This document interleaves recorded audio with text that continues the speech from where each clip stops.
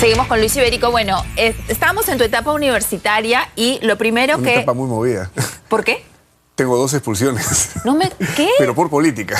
Ah, ya. Bueno, acuérdate que yo ya tengo mis años, ¿no? Entonces yo entro a la universidad en el año 1976, a San Marcos, a estudiar psicología, y de pronto ahí me entero que había una carrera desconocida hasta ese entonces que se llamaba Ciencias de la Comunicación, que era una cosa media marciana, ¿no? ¿Ah, sí? Y la carrera estaba en la de Lima, que es donde yo de inmediato postulo e ingreso. Y empecé a estudiar, pero yo ya venía con mi carga política, pues, porque yo entré en política prácticamente desde que estaba en quinto de media, ya me gustaba, ¿no? ¿Por qué? ¿Cómo así? ¿Por qué? Porque me jalaba leer los periódicos, a pesar de que había una dictadura que no te dejaba leer nada. Es verdad. Había periódicos semiclandestinos, digamos. Y le preguntaba mucho a mi padre acerca de los partidos políticos. Mi padre era allista, ¿no? En esa época. Estábamos viviendo la etapa de Velasco, ya habíamos pasado a Morales Bermúdez. Y había una serie de hechos que motivaban mi interés por la política. Entro a San Marcos y, por supuesto, ahí fue mi cuna política ya fuerte, ¿no? Y cuando entro a la de Lima, decidí hacer la revolución en la Universidad de Lima y duré 3 ciclos. Mal sitio, mal momento, sí. Creo. Yo recuerdo una cosa anecdótica, ¿no? En el segundo ciclo de la de Lima gané los 2 segundos puestos de los Juegos Florales en poesía. Bueno, es que justo nos estabas contando al final del bloque que te había gustado mucho muchísimo. La poesía. Y has escrito, entonces. Y el siguiente ciclo me expulsa. Sí, claro. Pero a ver. ¿Por qué te expulsaron, Lucho? Porque empezamos a formar una organización estudiantil muy activa e hicimos, pues, un conato de paro en la Universidad de Lima. Y doña Ilse Wisowski, que ya en ese entonces era rectora, como me lo contó después, porque después ya nos hemos reencontrado, ya nos hemos amistado y todo, ¿no? Me contaba, pues, oye, yo era una rectora joven y de frente me hacen la revolución ustedes, y de verdad creo haber exagerado, me dijo, pero nos expulsaron a mí y a 2 alumnos más. ¿Pero cuál era la razón del paro? Bueno, habían varias cosas, ¿no? Por ejemplo, a pesar de que la ley lo mandaba, no habían convocado nunca elecciones para el tercio estudiantil, para la asamblea universitaria, no entregaban los carnets universitarios. La verdad que era una universidad un poco caótica, no es lo que tenemos ahora, que es una súper cosa organizada. Claro, ¿no? No era todavía, ¿no? Una universidad, realmente Ilse la agarró así, ¿no? Entonces había problemas y nosotros pescamos lo que llamábamos en aquella época las contradicciones en el seno de la universidad y empezamos a explotar por ahí la cosa para armar una organización estudiantil con nuestra mira política, pues, en ese momento, ¿no? Y dime, éramos jóvenes, pues, pero tú entonces, izquierdistas, a tu familia le viene, o sea, tu familia tu papá es un médico, tu mamá es una enfermera, o sea, el político eres tú. Sí, pero me apoyaron mucho, ¿ah? Ah, ya. Y me apoyaban, y mi pobre madre, yo me acuerdo que la encontraba a veces tirada en la cama deprimida, porque yo me iba a los grandes paros nacionales que había en ese entonces, que eran paros a sangre y fuego, ¿no? Con balazos y todo, y otra serie de eventos que al final terminaron, pues, reconquistando la democracia, ¿no? Claro. Porque a raíz de todo esto se convoca elecciones y viene la Asamblea Constituyente, y yo recuerdo, ¿no? Hacía mi colita en la puerta del Congreso para adquirir mi entradita, que te las daban en esa época, y subía hasta la última galería, que ahora le llamamos el Palomar, y desde ahí me acuerdo mucho que me iba a ver los debates de la Constituyente. Imagínate ver, todavía estaba bien Víctor Raúl ahí a la torre presidiendo, ¿no? La Constituyente. Oye, pero a Lucho Bedoya, unos, pues... Pero yo te escucho y entonces ahora me pregunto, ¿por qué fuiste primero periodista y no fuiste primero político? Bueno, es que la política creo que me jala al periodismo, ¿no?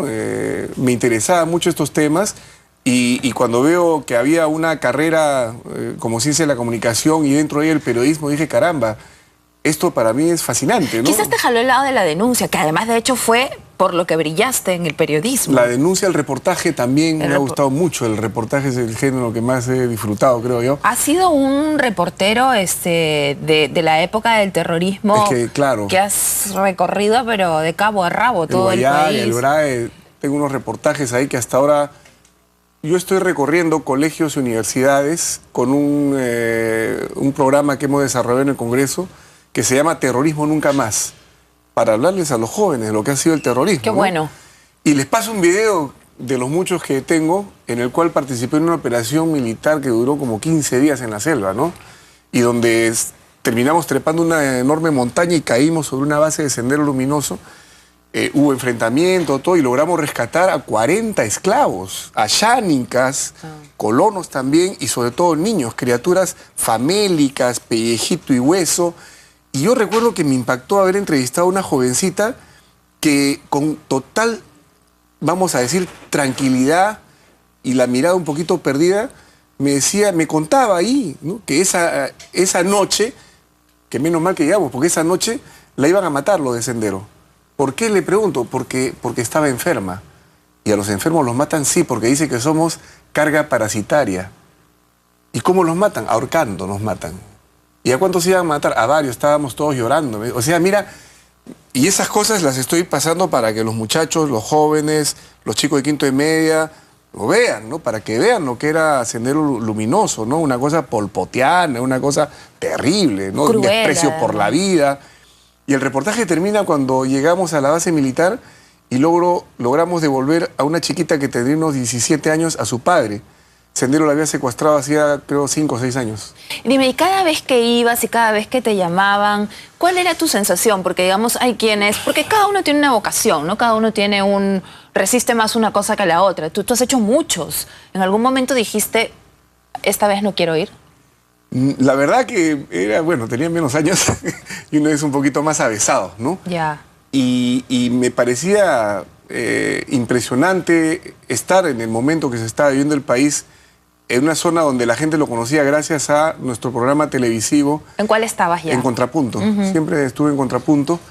Y sobre todo ver a los soldados que estaban peleando la batalla, no los que estaban de repente ya metidos en otras cosas en el gobierno de ese entonces. Claro. Es muy diferente a los tenientes, los capitanes que estaban peleando la batalla con sus soldaditos, ¿no? En el campo, ¿no? Enfrentando las balas, los disparos, las torturas, las muertes. Hay que conocer, creo, el campo de batalla para saber lo que es una guerra. Tú fuiste un poco testigo de este tema de las rondas campesinas, de los DECAS. Y por eso nos volaron al Canal 2 en esa época, ¿no? Sendero nos metió un camión con 1000 kilos de dinamita y anfo porque promovimos mucho las rondas y los comités de autodefensa. Y hacíamos mucha publicidad de esto a tal punto que a veces aparecían campesinos en la puerta de Canal 2 que querían hablar con nosotros porque querían hacer su ronda, querían una base contrasubversiva, querían hacer su comité de autodefensa. Y nosotros decíamos, oye, no busquen a nosotros, busquen al cuartel, el ejército, ¿no? Pero tanta propaganda le hicimos a lo que creo yo fue el proyectil en la línea de flotación de Sendero, porque era el mismo pueblo alzado en armas, pero contra Sendero, ¿no?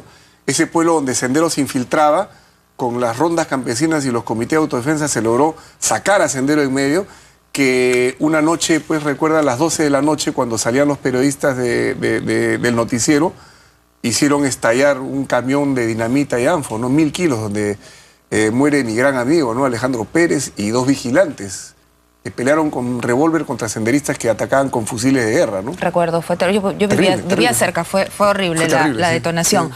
Pero bueno, antes de avanzar con esto, quería terminar con tu periplo como estudiante, porque entraste a San Marcos, de ahí te fuiste a la de Lima, sí. De ahí estudiaste en la Ricardo Palma de Economía un poquito. Una vez dije, caramba, me interesa la economía, y postulé, ingresé, y ahí también me expulsaron al tercer ciclo por la misma razón. La misma razón, ¿no? ¿Y cuál era el problema con la Universidad Ricardo Palma? Es que vivía con mucha intensidad la política, ¿no? Y eran tiempos muy movidos, ¿no?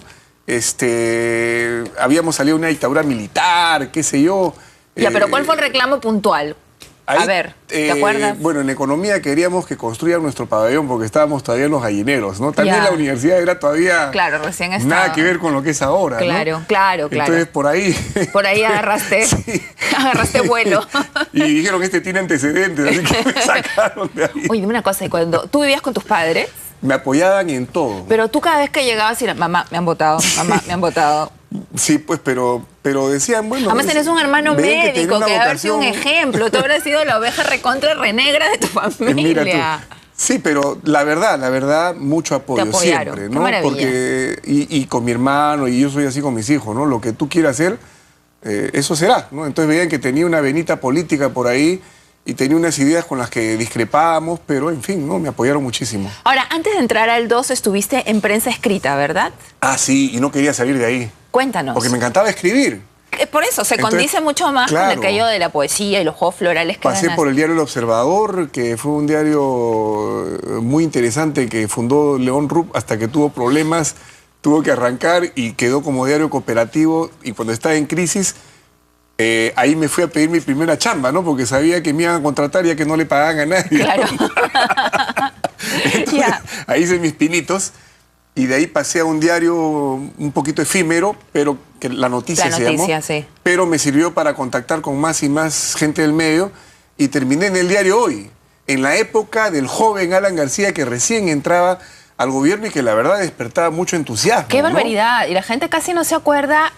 Alan tenía, digamos, groupies. O sea, todo el mundo... Yo cubrí a Alan García cuando estaba en el top de la popularidad. ¿Por qué desde cuando fue elegido? Tú como periodista, ¿qué crees que encarnaba ese año, ese 1985, cuando él tomó el gobierno, este joven de 35 años? Bueno, primero una persona joven, 35 años, con un verbo que no se escuchaba hasta ese entonces y creo que muy poco lo han desarrollado hasta el día de hoy. Con ideas revolucionarias. Mira, hasta un izquierdista como Ricardo Letts en un momento tuvo expresiones elogiosas, porque decía, por fin el APRA ha recuperado el camino de la izquierda, ¿no? Claro. Entonces, y de verdad enfrentaba pues el sistema, el establishment mundial, ¿no? Y empezó con estos temas como no vamos a pagar más allá del 30% de nuestras exportaciones a la deuda externa, ¿no?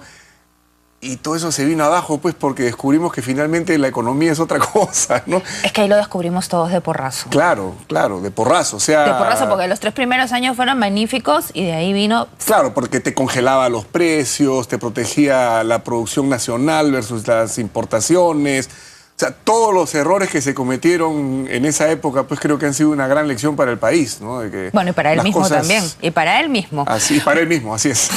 Bueno, y de ahí vienen los años dorados, creo yo. Frecuencia Latina, ¿no? Que entras primero al noticiero. Era una casita en San Antonio, ¿no? ¿Verdad? Era en San Antonio. Tienes razón, había olvidado ese detalle. Sí. Entré al noticiero y una vez... ¿Quién te llamó? Me llama Justo Linares. Don Justo, que es un encanto. Claro, a quien conocí en el diario La Noticia y desde ahí me quería llevar al canal. Yo me resistía porque a mí me gustaba escribir y yo veía la televisión. No, eso malea el periodismo es escribir. Pero entré pues porque primero pagaban a tiempo, ¿no? Claro. Y segundo empecé a conocer que la televisión realmente son varios lenguajes que tú manejas, ¿no? A la vez y se podía hacer maravillas.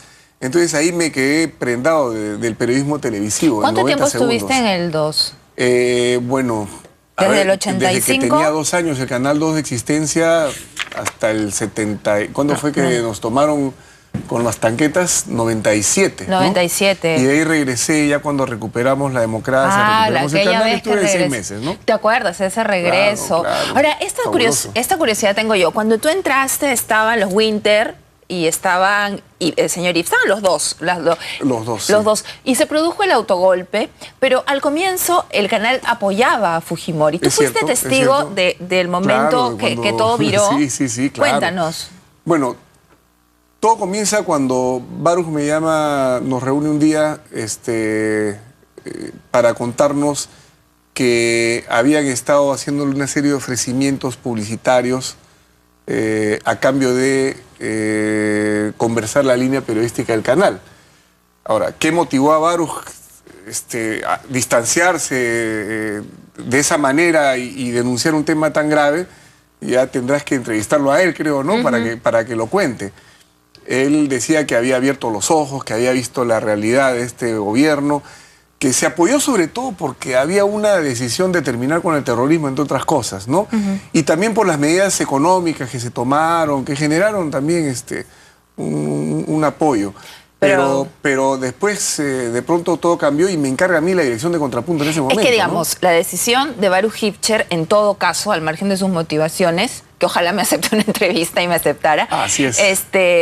Digamos, sí fue un quiebre importante. Muy importante, porque él es el canal más popular.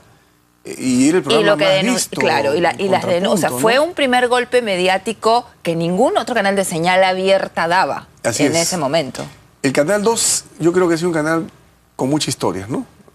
Primero, el desarrollo periodístico del tema la lucha contra Sendero Luminoso nos costó un camión bomba por las razones que te digo. Creo que ahí había mucha... el canal está muy involucrado con terminar con el terrorismo. Cuando da el giro el canal y me ponen a la dirección de Contrapunto. Yo había dejado ya de trabajar en Contrapunto, tenía otro programa de defensa del consumidor. Ah, sí. Hablo con Baruch y le digo, bueno, acá hay un saldo, ¿no? Y él coincidía conmigo. Derechos humanos, ¿no? Y corrupción. ¿Vamos a entrar con todo en eso? Y me dijo, sí. Lo único que quiero es que investiguen bien porque no quiero juicios. Entonces se me ocurrió el eslogan Contrapunto, la verdad bien investigada. Como subrayando, ¿no? Claro. Y empezamos otra etapa de Contrapunto. ¿Qué año fue esto? Esto arranca el año 97. Duró poco, no duró ni un año. Para ti, ¿cómo 9 meses, un parto. Pero para ti, ¿cómo fue? Porque en el Fabuloso. año... Claro, pero los años anteriores tú habías cubierto todo el tema del terrorismo. Y me sentía muy identificado con eso, ¿no? Exacto, pero que era un logro del gobierno fujimorista. Sí, ¿O no lo evalúas sí. así? Mira, es que no hay que decir todo fue bien o todo fue mal, ¿no? Por eso digo, hubo decisiones políticas acertadas como también hubo equivocadas. Acertado, por ejemplo, el tema de los comités de autodefensa, que dicho sea de paso, ya había comenzado con Alan García, pero se potenció obviamente con el gobierno de Fujimori. Pero lo gravísimo y lo terrible fue la creación del Grupo Colina, pues, que por el contrario, una barbaridad que no aportaba al gobierno ni al Estado peruano, sino al contrario, ¿no? Porque eso ir matando estudiantes, barrios altos... Paramilitar, ilegal. Tonterías, barbaridades que se cometieron, ¿no? Ahora, eso fue una parte. Y la otra fue que cubriste la guerra del CENEPA, que fue otro de tus grandes comisiones, ¿no? Porque sí. Yo, el Tiwinsa, al final te tengo que hacer esta pregunta. Que sí era Tiwinsa, por eso, que no era ¿llegaste Tiwinsa? o no llegaste a Tiwinsa? Bueno, yo llegué ¿cómo se llama? A las cotas que estaban arriba de Tiwinsa, porque Tiwinsa quedaba en el valle. Y nadie en su sano juicio se mete al valle en una guerra, porque bueno, es blanco fijo. Para ¿no? los que no Eran una serie de cerros que fueron tomando las posiciones peruanas. Y ahí tú llegaste lo más cerca que humanamente se puede llegar a Tiwinsa. Porque nadie se iba a meter a Tiwinsa, ni los soldados se iban a meter a Tiwinsa. Pero por eso lo señalaba con tu dedo. Sí, hemos claro. llegado. Porque ahí yo está decía, Tiwinsa. yo me acuerdo, mira qué fuerte esa imagen. Así es, sí. Tú decías, ahí está Tiwinsa, decías así. Y bueno, yo le tengo que creer a los soldados que estaban empapados de arriba abajo y estaban felices, eufóricos, porque habían logrado esa captura, ese territorio emblemático, ¿no? Ahora, es 1 kilómetro cuadrado donde están enterrados los 16 soldados ecuatorianos. A la luz, mira, sí, a la luz. Fue un ataque fuerte de las fuerzas peruanas que hicieron retroceder a los ecuatorianos. Ahora, el Viernes Negro, famoso, ¿no? Ahora, han pasado los años, que es aquí donde viene mi pregunta, y ese kilómetro cuadrado fue muy criticado. Yo creo ¿Cuál es tu posición? En ese momento, no hay que mirar el ayer con los ojos de hoy, ¿no? En ese momento, pues, había exacerbaciones políticas y, por otro lado, no fue una guerra declarada, pero sí fue, pues, un combate fuerte donde morían soldados y qué sé yo. Daba bronca, ¿no? Pero al final, mira, lo que se logró, yo creo que la victoria fue del Perú. Porque muchos dicen, no se ganó, perdimos, nos derribaron tantos aviones. Oye, la guerra no se gana o se pierde por la cantidad de bajas que tengas. La guerra persigue objetivos políticos y el objetivo político del Perú era, señores, esta es nuestra frontera y esa es la frontera que se respetó.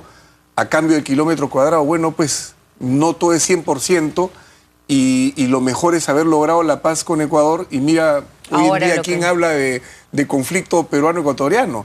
Antes no nos podíamos ver ni en pintura, ¿no? Ahora... creo que todos hemos ganado, ¿no? Ahora, durante esa época de la cobertura de Tiwinsa, de la guerra del CENEPA, año 92, 93, 94, tú llegabas a todas partes y tus colegas creo que piteaban un poco, porque decían que el general Hermosa te tenía de favorito y a ellos no. Mira, por más que tengas hasta el presidente de la República de favorito, si algo aprendí yo, es que al campo de batalla no te lleva ni el presidente ni el general, te lleva un teniente, un capitán. Y si ese teniente, ese capitán dice no, es no. Y lo tienen que respetar todos, porque él es el que se está corriendo el riesgo. Y llevan al que saben que no va a significar un problema en el campo de batalla. Y eso me costó entrar muchas veces hasta que ya sabían que yo sabía caminar, sabía rampar, sabía esconderme. Y es así que yo entro 3 veces al teatro de operaciones en el Ecuador, porque mientras los colegas que no tenían esa experiencia no avanzaban ni 100 metros, porque era un lodazal, era un pantano, yo entraba y salía como un venado, pues sabía caminar en estas zonas, sabía guarecerme, sabía dormir. Lo que aprende un corresponsal de guerra, ¿no? Solo que yo no seguí ningún curso, sino que lo aprendimos en la práctica durante la guerra contra Sendero Luminoso. Ah, ya, claro. Entonces, eso me sirvió para entrar y salir. Yo estaba saliendo y muchos colegas recién estaban entrando. Entonces, por eso fue... Claro, había el pica pica que siempre hay, pero... No, yo decía, hermoso, porque además yo te quería y nunca preguntar. entré en las comitivas con Fujimori, ¿eh? ¿Ah, no? No, yo entraba por mi lado. Y no había capitán, no había comandante, no había suboficial que no me conociera del Guayaga, del BRAE. Oye, Iberico, vamos, yo te llevo. Y me llevaban pues por otras zonas y llegábamos pues a los puntos donde... ¿Ya te habías casado otros en no esa llegaban. época? Claro. Pobre Ya, tu desde antes. esposa, que tener que verte No, lo primero... terrible era, mira, cuando entraba un operativo que uno estaba atrás, ya ok, me entraba al operativo, ni yo sabía dónde iba a ser ni qué se iba a hacer. Con la justa sabía, bueno, es selva, es sierra. Generalmente iba a selva, ¿no? Y iba con mis ropas para la selva, ¿no? Y mi mochilita y todo lo que hay que llevar, ¿no? Pero de ahí no se soltaba información porque eran operaciones pues secretas. Entonces mi pobre esposa a veces llamaba al canal porque yo no aparecía y en el canal decían no sabemos. Y el canal llamaba a la oficina de información del ejército y decían no sabemos. Y no sabían porque no se informaba, pues no, hasta que ya aparecíamos por acá o por allá. Qué terrible. Recuerdo que incluso una anécdota, ¿no? En el conflicto con el Ecuador, en una de mis entradas se me perdió el camarógrafo. Porque obviamente tú sabes cómo es esto. Yo agarraba los cassettes, los metía en la mochila y salía corriendo. Y el camarógrafo atrás iba ya con las cámaras porque había que llegar primero con el material caliente. Entonces nos separábamos. Así estaba dividido el trabajo. Y llegué a Lima y el camarógrafo no llegó un día, no llegó 2 días. Y nadie sabía nada. Dios. ¿Qué pasa? Lo habían llevado a otra base y ahí se había perdido unos días, ¿no? Ay. Pero tranquilo, ¿no? No había estado en ninguna situación de riesgo. Pero te imaginarás, su familia me tenía loco también, a mí, al canal. ¿Dónde está este hombre, no? ¿Volverías a la televisión? Mira, yo creo que los ciclos se cumplen, ¿no? Me encanta la televisión, pero ahora estoy dedicado a la docencia universitaria. Ahora me vas a contar. Y me gusta mucho eso. Elsa Casas dice por el Twitter que se te extraña en la tele. Vamos a una pausa y vamos a volver para hablar de un par de capítulos que han sido claves en la vida de Luis Iberico. Creo uno, la denuncia de Leonor La Rosa, y el otro, el Vladivideo tan famoso. Ese capítulo queremos que nos lo cuente bien, con detalles. Ya volvemos.